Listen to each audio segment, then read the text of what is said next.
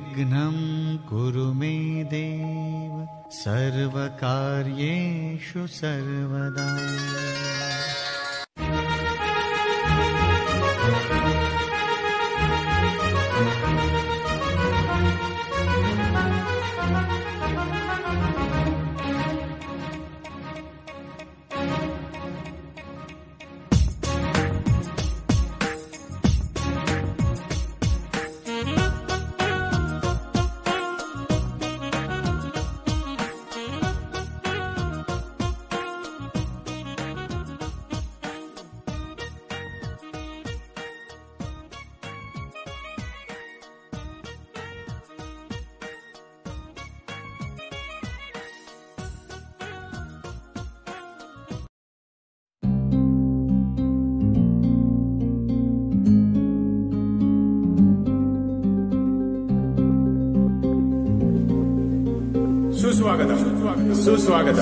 सुस्वागत विठ्ठल रखुमाई मंदिर आणि समाज मंदिराच्या आमच्या या 29व्या वर्धापनानिमित्ताने जमलेल्या आमच्या सर्व ग्रामस्थ बंधूंचं, भाविकांचं आणि विठ्ठल भक्तांचं मनपूर्वक स्वागत।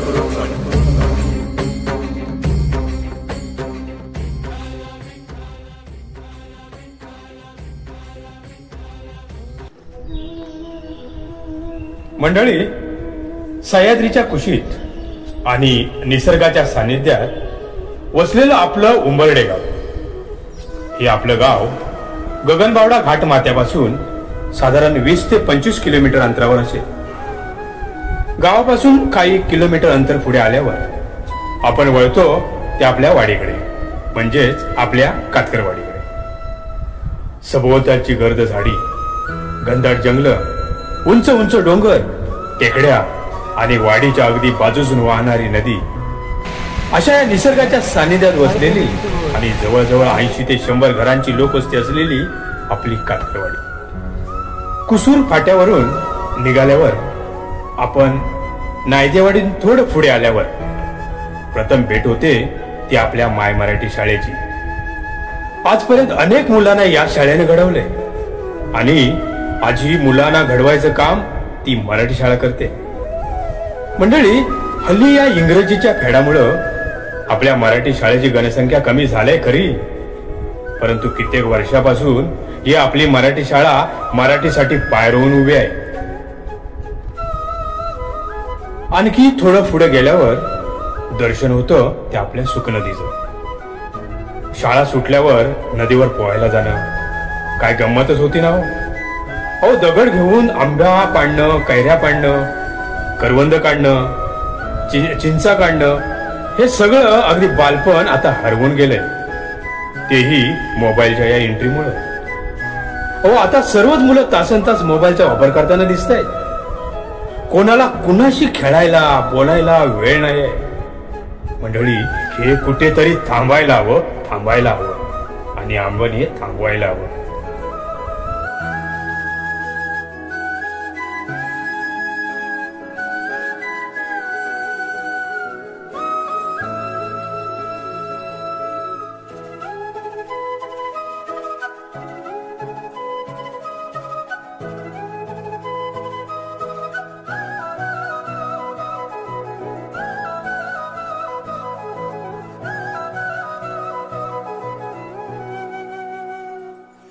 सुक नदीच्या बाजूने थोडं उजव्या हाताला वळल्यावर आपण सरळ जातो तो कातकरवाडीकडे।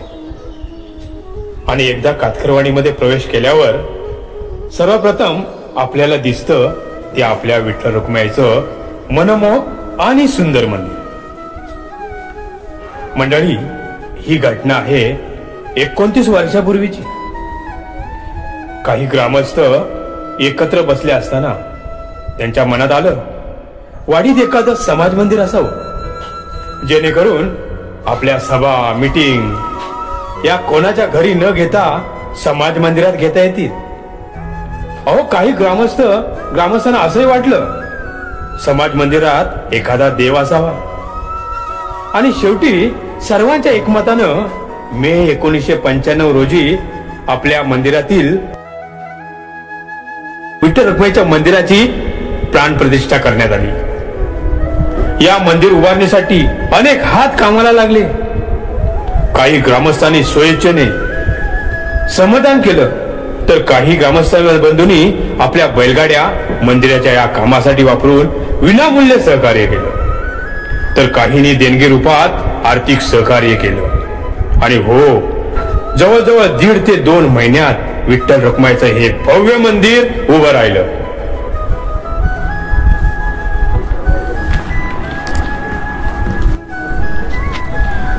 सुरुवातीला वाडीतील सर्वच ग्रामस्थ अगदी गुण्यागोविंदाने एकत्र आल्यावर या उत्साहाचा आनंद अगदी गगनात मावेनासा झाला. वाडीतील अनेक ग्रामस्थांना देवाची अगदी प्रचिती यायला लागली. अनेक ग्रामस्थांना अनुभव यायला लागले. मंडळी, यातील काही मोजके अनुभव आणि प्रचिती येथे आपल्याला सांगितल्याशिवाय राहत नाही. हे मंदिर अवघ्या 2 महिन्याच्या विक्रमी वेळात कोणत्याही अडचणीशिवाय आणि विघ्नांशिवाय पूर्ण होणे ही एक मोठी प्रचितीच आहे. अहो, सभागृहास पत्र्याचे छप्पर करण्याचे प्रथम ठरले असताना देवाने वाडीतील दानशूर व्यक्तींकडून त्यांना आर्थिक ताकद देऊन आरसीसीचं स्लॅबचं करून घेतलं. त्या व्यक्तींना देव आजही काही कमी पडू देत नाहीये. अहो, किती मोठं संकट आलं तरी देव त्यांना तारून नेतोय. पायाचे काम चालू असताना कळसाचा मध्य वास्तुशास्त्राच्या आधारावर दिलेल्या जागी येण्याकरता कंत्राटदाराने एक 50 फूट उंच आणि 6 इंच जाडीचा वजनदार पाईप 4 दिशांना लोखंडी तारेने बांधून ओळंब्यात उभा केला होता. अहो, तो कोणतेही वादळ वारा नसताना एक तार तुटून खाली काम करणाऱ्या ग्रामस्थांच्या अंगावर पडून मोठा अपघात झाला असता. परंतु साधा जोराचा वारा सुद्धा नसताना सावतांच्या घराजवळील फणसाची मोठी फांदी पाईप झाडाच्या विरुद्ध दिशेत पडत असतानाही आडवी आली आणि तिने तो पाईप वरच्यावर अडवून मोठा अपघात टाळला. अहो, हे केवळ अनुभवच आहे. ही केवळ प्रचितीच म्हणावी लागेल. हे मंदिर वास्तुशास्त्राच्या नियमानुसार पूर्ण विधिवत पूजा अर्चा करून बांधलेलं आहे आणि त्यामुळेच प्रथमच पासून त्यात भगवंताचा वास आहे असा भासही होतोय. गाभाऱ्याचा दरवाजा 3 फूट रुंद आहे. मंदिर बांधल्याच्या दुसऱ्या वर्षी नियमाप्रमाणे शिमग्यात शेजारच्या डिक्शी गावची पालखी आली होती. दरवर्षी प्रत्येप्रमाणे मानकऱ्यांनी क्रमाक्रमाने त्याची पूजा अर्चा केली. परंतु ह्या वर्षी पालखी मंदिरात आली. पालखीचा पाळणा जवळजवळ 4 फूट रुंद आहे.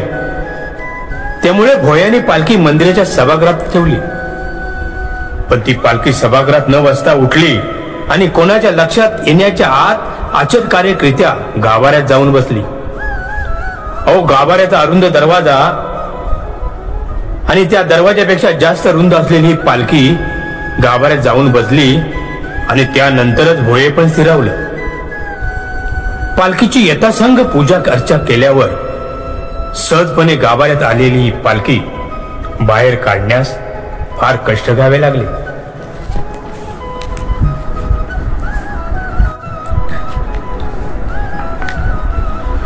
मंदिराचं उद्घाटन मे 1995 झालं.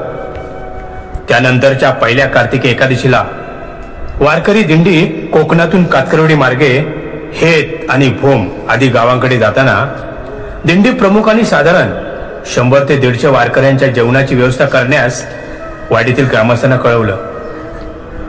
त्याप्रमाणे 150 लोकांचं जेवण बनवण्यात आलं. वारकऱ्यांकरता आणलेल्या 150 पत्रावळींचं भोजन संपलं. स्वयंपाकाची सर्व भांडी रिकामी झाली. परंतु अजूनही वारकरी जेवायचे बाकी होते. वाडीतील नियोजित लग्न घरातून अजून 150 पत्रावळ्या आणण्यात आल्या. पण स्वयंपाक कसा करणार या चिंतेत ग्रामस्थ मंडळी असतानाच भोजन वाढणाऱ्यांना स्वयंपाकाच्या भांड्यांमध्ये भोजन दिसतच राहिलं. ते वारकऱ्यांना वाढतच राहिले. शेवटी स्वयंपाक संपत नव्हता. सर्व 300 पत्रावळी गाव गावकरी वारकऱ्यांनी जेवण तृप्त झाल्यानंतरच शेवटी स्वयंपाक शिल्लकच होता आणि ग्रामस्थ बंधू, सर्व रहिवासी, सर्व महिला वर्ग सर्व जेवण मोकळे झाले आणि त्यानंतरच अन्न संपले. मंडळी, ही खरोखरच प्रचितीच म्हणावी लागेल. अगदी मंदिर बांधल्यानंतर 5व्या वर्षी गाभाऱ्याच्या दर्शनी भिंतीत बनवलेल्या श्रीकृष्णाच्या देवळीच्या भिंतीवरील लादीत एक श्री गणेश मुखवटा प्रगट झाला. ह्यात गणपतीचा चेहरा मुकुटासहित आणि मुष्कासहित दिसतोय. आज प्रत्येक भाविक देवळातील इतर मूर्तींबरोबर ह्या गणपतीची सुद्धा मनोभावे पूजा करतात. श्री गणपती प्रकट झाल्यावर अपेक्षेपेक्षा अनेक भाविक उद्यापनाच्या कार्यक्रमाला आले. परिणामी सत्यनारायण महापूजेचा प्रसाद, रव्याचा प्रसाद संपत आला. प्रसादावर नेमलेल्या कार्यकर्त्यांची पाचावर धारण बसली. आता इतक्या रात्री प्रसाद कसा वाढवायचा या चिंतेत ग्रामस्थ असताना प्रसादाच्या टोपावर झाकण ठेवण्यात आलं. देवाचं स्मरण करण्यात आलं आणि काय आश्चर्य, प्रसाद काढण्यासाठी झाकण उघडलं, तोच प्रसाद पूर्णपणे टोप प्रसादाने भरलेला. हा दुसऱ्यांदा अनुभव आला. या मंदिराची कीर्ती अगदी दूरवर पसरली. लोक देवापुढे नवस बोलू लागले. लोकांना देव पाहू लागला. आज नवस बोलणाऱ्यांची आणि ती फेडणाऱ्यांची गर्दी दिवसेंदिवस वाढत आहे. अहो मंडळी, भक्तिभावानं आणि श्रद्धेनं आणि शुद्ध मनानं पूजा करणाऱ्या भाविकांची मनोकामना पूर्ण होते. देव त्यांना संकटातून तारून नेतोय. त्यांना ऐपतीप्रमाणे काहीही कमी पडू देत नाही. त्याचप्रमाणे निंदकाकडे दुर्लक्षित करीत आहे. त्यांना देव माफ करतोय. हे मंदिर बांधल्यामुळं कातकरवाडीची संघभावना पुन्हा एकदा जागृत झाली. कातकरवाडीचा एकजुटीचा डंका पंचक्रोशीत पसरला. परिणामी गावाने कातकरवाडीतील ग्रामदेवतेवर श्री महालक्ष्मी देवीच्या मंदिरावर घातलेली बंदी उठवली आणि कातकरवाडीतील उंबरडे येथील ग्रामस्थ पुन्हा एकदा गोण्या गोविंदाने नांदू लागले. अहो, हा तर मोठा चमत्कारच आहे. ज्या उपस्थित ग्रामस्थांनी हा सुवर्णक्षण अनुभवलाय ना, ते खरंच भाग्यवान आहे. तो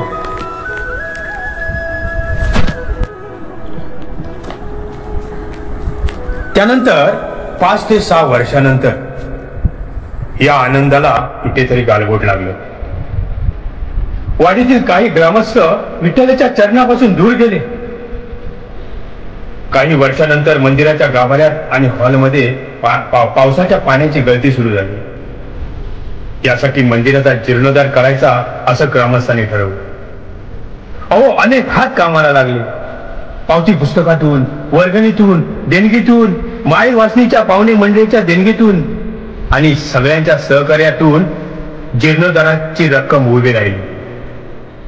आणि पुन्हा एकदा ग्रामस्थ बंधूंचा आनंद अगदी गगनात मावेनासा झाला. अहो, कोणी काही ग्रामस्थ समाज मंदिरापासून दूर गेल्यावर ग्रामस्थ डगमगले नाही. अगदी निष्ठेने, श्रद्धेने कार्य करतच राहिलेत. कारण त्यांना माहित होतं, हे कार्य आपलं नाहीये. हे कार्य आहे त्या परब्रह्माचं. अहो, हे कार्य आहे त्या ईश्वराचं. हे कार्य आहे त्या विठ्ठलाचं. आणि तोच त्यांचं कार्य आपल्याकडून करून घेतोय. आपण फक्त नामधारी आहोत. कारण त्या परमेश्वराला त्याचं कार्य करण्यासाठी कोणत्या ना कोणत्या मायेचा आधार हा घ्यावाच लागतो मंडळी. म्हणून सांगतो, कोणाला गर्व नसावा की मी आहे म्हणून हे देवाचं कार्य होतंय. अहो, गर्वाचं घर हे नेहमी खालीच असतं. करता करविता तो पांडुरंग आहे. त्याचं चरण सोडू नका. हे कार्य आता 29 वर्ष झाली आहे, अखंड चालू आहे. आताही होतंय आणि यापुढे असंच होत राहील, या तीळ मात्र शंका नाही. ग्रामस्थ बंधू हो, या पांडुरंगाच्या कार्याला अगदी श्रद्धेनं, निष्ठेनं आतापर्यंत आपण सहकार्य करत आलात. असं सहकार्य यापुढे करावं अशी एक सदिच्छा व्यक्त करतो आणि इथेच थांबतो. धन्यवाद.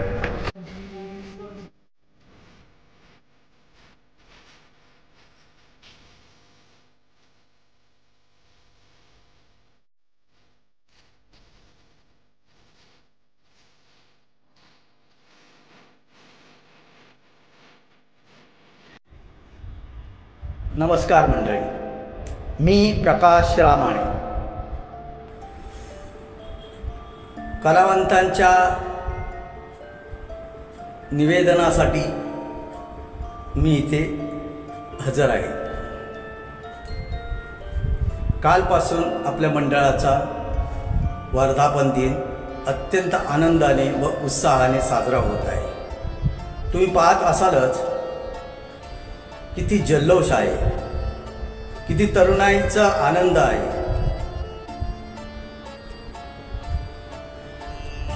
मिरवणुकीमध्ये सगळे आनंदाने नाचत होते, ढोल ताशे वाजवत होते. कालपासून झालेला समारंभ सोहळा आता इथपर्यंत आलेला आहे.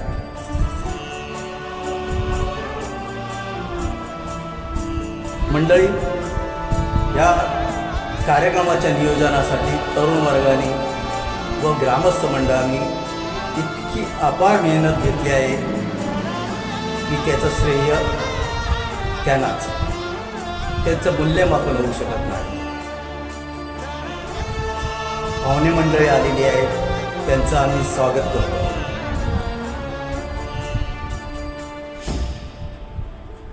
मंडळी, हे कार्यक्रमाचं नियोजन करणं कुणा एकट्याचं काम नाही, हे सांघिक कामगिरीमुळे होतं. सगळ्यांचं सहकार्य इथे लाभणं आवश्यक आहे आणि ते सहकार्य सर्वजण करतातच. हा आनंद सोहळा द्विगुणित होण्यासाठी तरुण मंडळी तर अपार मेहनत करतात. त्यांच्या मेहनतीचं मोल होऊ शकत नाही. आणि रसिक प्रेक्षक हो, तुमची उपस्थिती हेच आम्हा सर्वांचे, कलाकारांचे, सगळ्यांचे ताकद आहे. ती ताकद नेहमी वाढतच राहून दे, हीच ईश्वरचरणी, पांडुरंगाचरणी विनंती. मंडळी, गेल्या वर्षी काही कारणास्तव आमचा नाट्यप्रयोग होऊ शकला नाही. त्याबद्दल आम्ही दिलगीर आहोत. तुम्हा सर्वांची आम्ही कलाकारांतर्फे आम्ही सर्वजण माफी मागत आहोत. आम्हाला माफ करा, आम्हाला माफ करा, आम्हाला माफ करा. मंडळी, जाता जाता एवढंच म्हणेन, हे श्रींचे कार्य आहे ते निर्विघ्नपणे सतत पार पडलं पाहिजे आणि आनंदाने जोशात पार पडले पाहिजे आणि याची खबरदारी प्रत्येकाने घेतली पाहिजे. एवढंच. मला आता कुसुमाग्रजांच्या 2 ओळी आठवत आहेत, त्या म्हणून मी इथेच थांबतो.